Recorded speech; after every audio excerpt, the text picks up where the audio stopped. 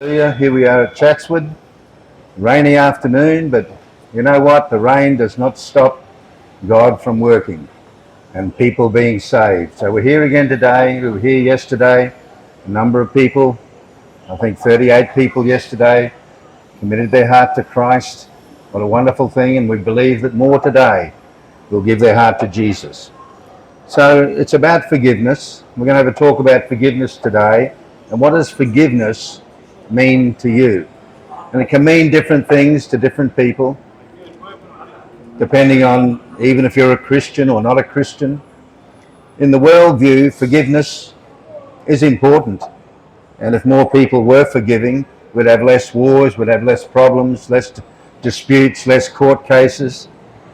But the world's forgiveness is basically depending on the generosity of a person who has been offended. And it's all about words. Somebody does something to you, you get offended, and they come to you and they say, "I'm sorry, will you forgive me?" You have a choice then whether you say, "Yes, I forgive you." Whether you mean it or not is another thing.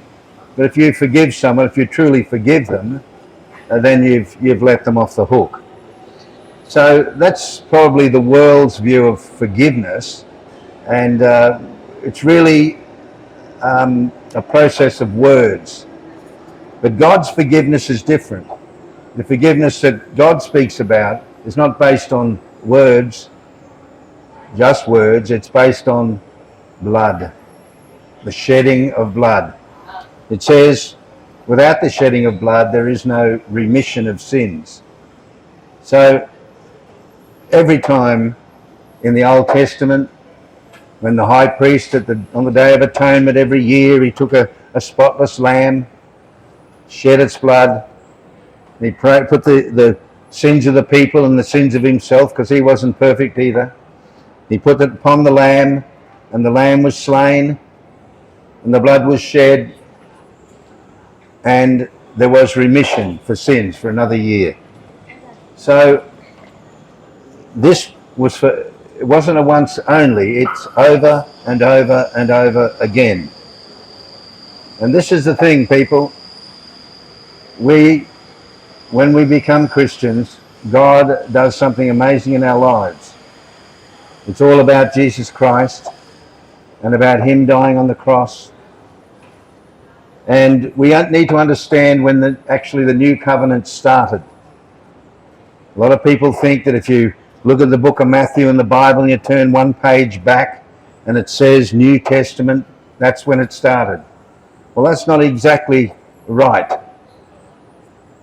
The New Covenant, or the New Testament, or the last will and testament of Jesus Christ, all the same thing, actually started not at the birth of Christ, but at the death of Christ.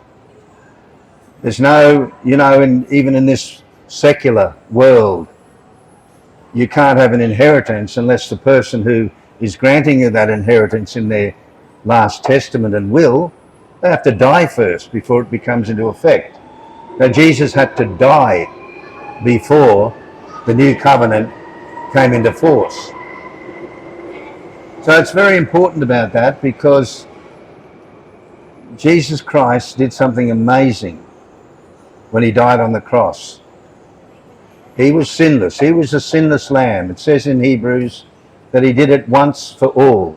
It doesn't need doing again. Imagine that. When people in certain religions, they've got Jesus hanging on the cross still, as if it's a present thing. It's an ongoing thing. Jesus is dying. Jesus is shedding his blood. Jesus is forgiving us. And we continually come back and go to confession and do all these sorts of things. It's not like that. Jesus said once for all. He said, "It is finished." Tetelestai, no more. It is finished. So it's not required that we keep coming back and asking God for forgiveness. Didn't he do it right the first time?